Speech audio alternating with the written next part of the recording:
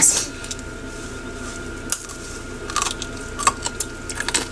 What's up mga ka-sweet life? For today's video, tayo ay magpa-part 2 ng tanghulo natin. At ayan nga, tumakbo ako ulit para bumili ng ating strawberry at tinuto na rin siya para mamaya pag naluto yung ating syrup ay sausaw na lang tayo ng sausaw para agad-agad sila lumal. Kasi ang nangyari nun, pagkapatay natin ng apoy nung gumagawa tayo ng syrup, ay saka ko pa lang siya tinutusok, kumbaga sayang yung oras. At ang isa sa mga tips pa na dapat yung tatandaan, ang mga fruits nyo dapat ay malamig para hindi sila naluluto once na nilublob nyo sila sa bagong kumukulong candy o yung syrup na gagawin natin. Kasi kapag tama lang yung temperature nila guys, madali silang malusaw at magsasabaw. At the same time guys, hindi sila masarap kasi medyo aasim lalo na yung inyong strawberry. At hindi ko hinugasan ang strawberry na to guys kasi ang strawberry dito sa Japan ay pinalalaki sila sa mga greenhouse. At kapag hina-harvest yan guys, naka-glove sila sa kanila pinipitas. Kasi ang mga strawberry guys, kapag hinugasan nyo yan, umaasim yung lasa nila kasi nga may mga buto yun sa labas. Yun yung nag-a-absorb ng tubig. Kaya medyo nag-iiba yung lasa nila at hindi na masarap.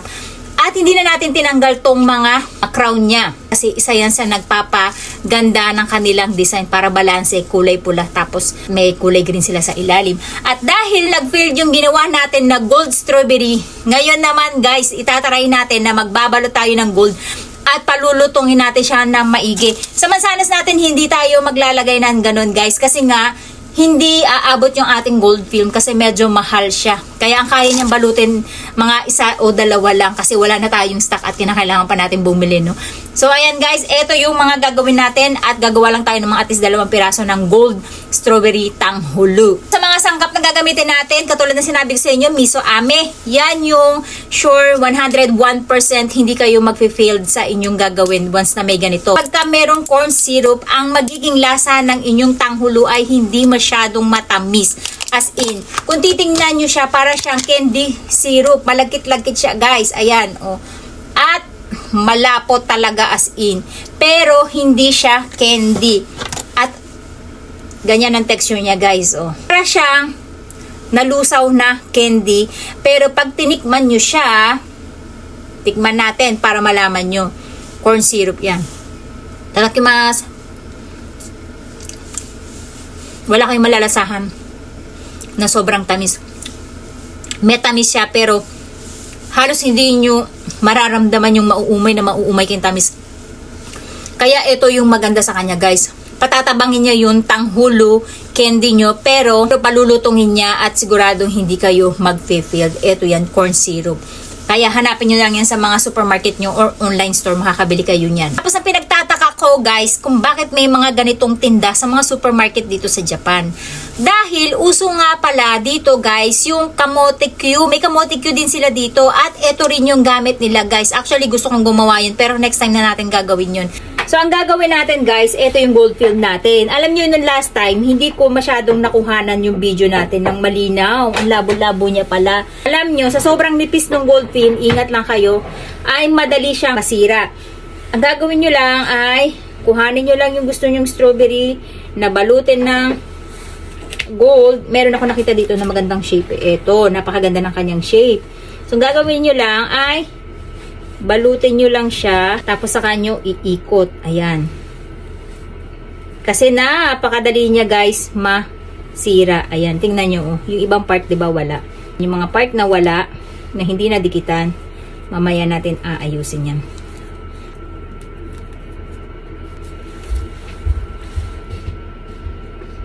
So, ayan guys, 2 lang yung ginawa natin. Dapat ay meron kayong tutukan ng inyong strawberry. Katulad nito na foam sheets na medyo makapal siya. Ayan, meron tayo ditong ganito.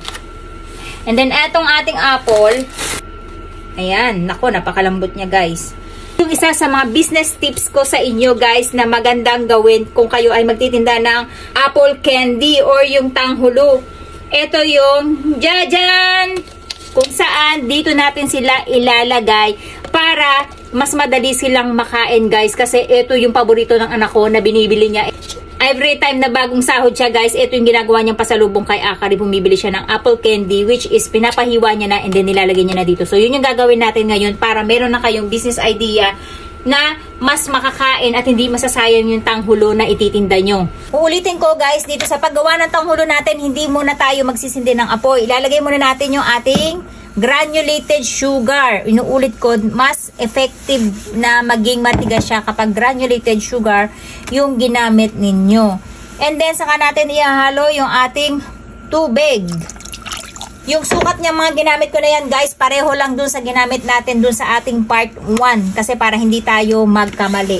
Imimix lang natin tong ating asukal tsaka yung ating tubig para bago natin buksan yung apoy ay halong-halo na sila. And then saka natin ilalagay yung ating corn syrup o yung miso ame, 85 grams. Ayan. Ayan guys, hindi muna natin bubuksan yung ating apoy. I-well blend muna natin siya. Isa pa sa mga tips guys, kailangan mahinang-mahina lang yung apoy nyo hanggang sa maluto siya. Kasi kapag milakas kagad yung apoy nyo at hinintay nyo kagad na mapakulo siya, magiging brown yung kulay ng inyong asukal. Dapat ay maging clear. At isa yan sa mga tips din kapag gumamit kayo ng ame, miso ame o yung corn syrup. Kasi nga, ito yung magpapa-clear na clear talaga siya. So, ayan. At meron na rin pala ako ipapakita sa inyo guys. Ayan. May stock tayo dito ng Jewelry Sugar Blue Tone. Kasi meron din tayo nito ibang kulay. Alam ko, violet. Ito yung gagamitin natin na pambudbud dun sa ating apple. Yan yung para siyang bato na asukal na may kulay. So, maraming kulay yan. May pink, may red, may violet. So, ayan guys, mahina lang yung apoy natin at kung makikita nyo, wala na rin yung ating corn syrup. Tawag pala nila dito sa Japan ay glutinous starch syrup. Ayun. Pero dun sa ibang bansa kasi guys, corn syrup ang tawag nila. Kita nyo guys, yung asukal natin ay medyo nalulusaw na. Ang na lang natin ditong gawin ay unti-unting mag-evaporate yung tubig at maging caramel na yung ating asukal at yung ating miso ame. Na guys, yung ating syrup, kung makikita nyo ay malabnaw pa siya pero bumubula na siya at clear na, wala na yung mga asukal natin. Ang gagawin lang natin guys ay maghihintay lang tayo hanggang sa maiga yung ating tubig at wag nating lalakasan yung apoy para hindi sila maging brown ang kulay niya. So ito na guys yung ating syrup, kung makikita nyo ay puro na yung kanyang mga bubbles. At yung candy niya, susubukan naman natin kung titigas na ba dito sa ating tubig na at isawsaw natin dito sa ating malamig na tubig. Tingnan natin kung siya ay titigas na. Guys, matigas na. Tingnan natin, tikman natin. Medyo malambot pa siya. Pa natin ng konti, lapot. At ito, mabilisan lang to guys ha. Matigas na siya guys. Okay. Nilabas na natin yung ating prutas galing sa rep. Ito yung ating gold strawberry. Malamig siya guys ha. Inuulit ko. Tapos taktak nyo lang. Saka natin lagay sa malamig na tubig. Ayan. Para malamigan siya agad. Ang tips ko lang guys, kapag ilalagay nyo sa malamig na tubig, dapat ay hindi magtatagal dahil maglalagkit siya. O mas maganda na wag nyo siyang ilagay sa tubig guys. Hayaan nyo siyang lumamig ng kusa. Ayan. Mabilisan to, kaya kinakailangan nyo ng assistant guys. Huwag natin makalimutan. So mabilisan to guys. Inuulit ko ha guys, kinakailangan malamig na malamig ang inyong mga prutas. Napakalaki ng ating apple. At ang hirap niyang ikot. Mabigat. Ang bigat. Mag-iingat kayo guys.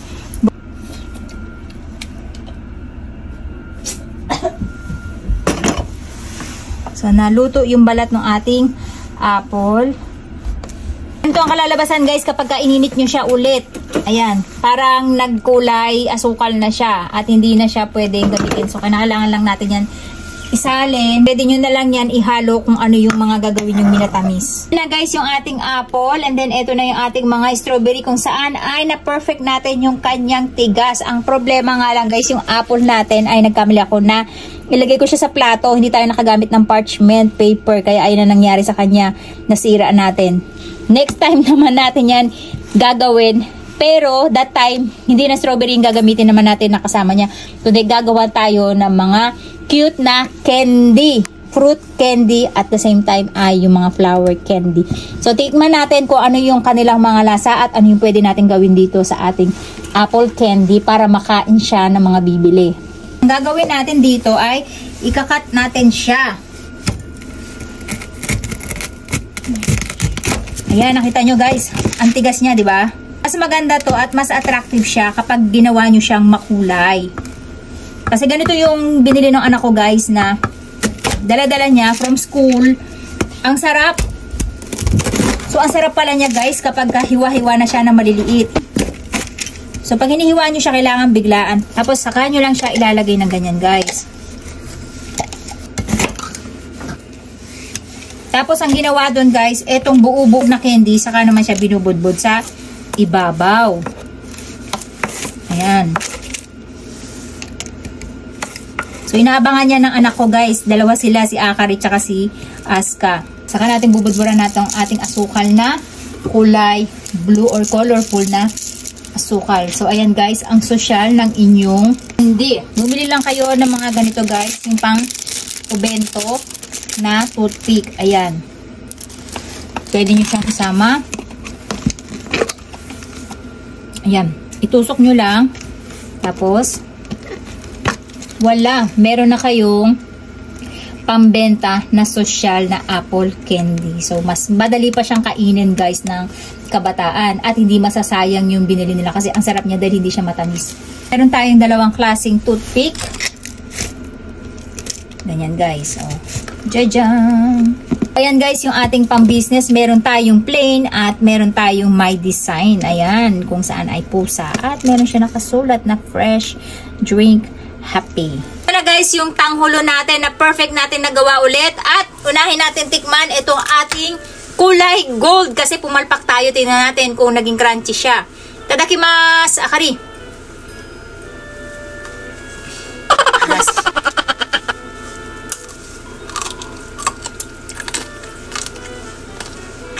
Ida. Mitete mo. Ang tigas eh. Gusto tayo. Perfect na perfect siya guys, yung lutong niya. At dahil hindi nga siya masyadong matamis, dahil gumamit tayo ng ating corn syrup, tamang-tama lang yung tamis niya guys. At napakasarap niya.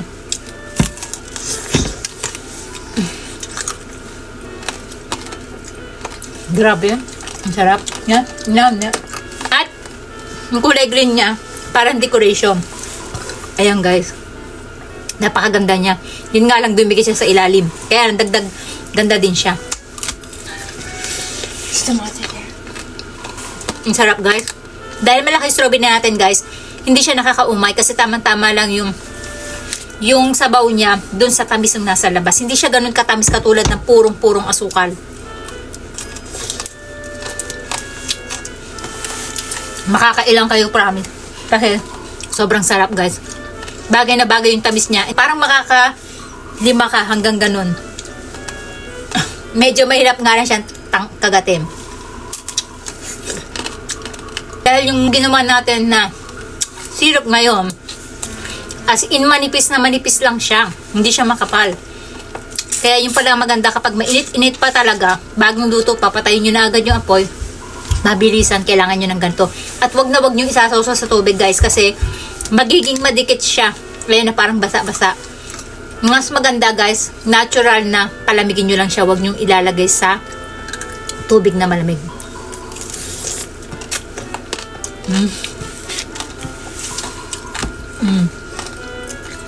Kakain na ako rin yung gold.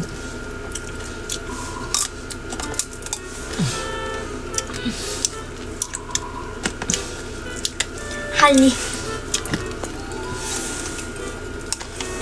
Saktong-sakto guys, talaga ang sarap. Nya.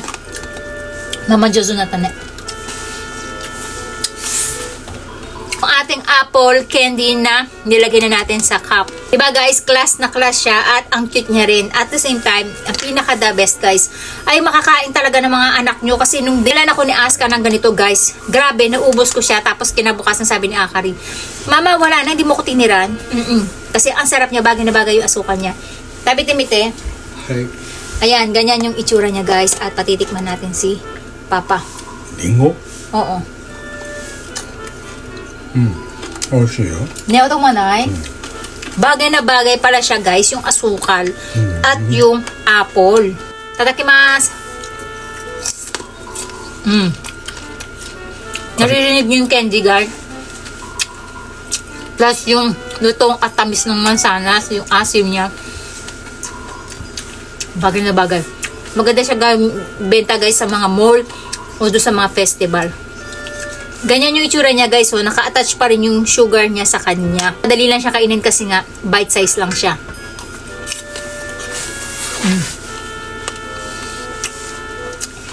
Hindi ako nagbibiro guys. Totoong masarap siya. Pag ginawa niyo siyang ganito, mas madali siyang kainin at mas mararamdaman niyo yung sarap. Tuntua talaga ako nung pinatikman sa akin to ni Aska kasi sabi ko, ang galing. Nasarap na sarap ako. Naubos ko talaga. Sabi ko, pwede pala yun. Mas maganda pala talaga. Nahiwain siya ng maliliit kasi nga mas mauubos niyo siya. At masarap na masarap siya. Promise.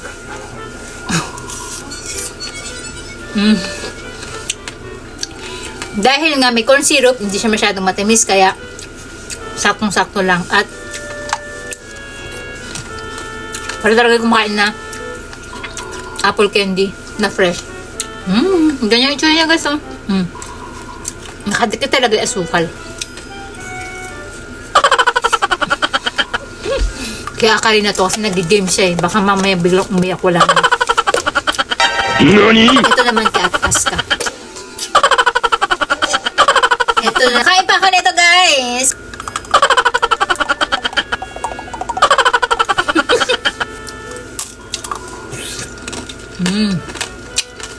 Manipis lang kasi yung candy natin. Kaya yung asim ng strawberry at yung tamis ng coat niya bagay na bagay. Hahanap-hanapin yung lasa. Majiyabay guys. 4 na lang yung natitira. At si Aska hindi pa nakakatikim. Si Akari isa pa lang. Pangalawa pa lang to ni Akari. Kaya itatabi na natin para kay Aska at 2 pa kay Akari. Ang sarap niya guys. I-try nyo na rin.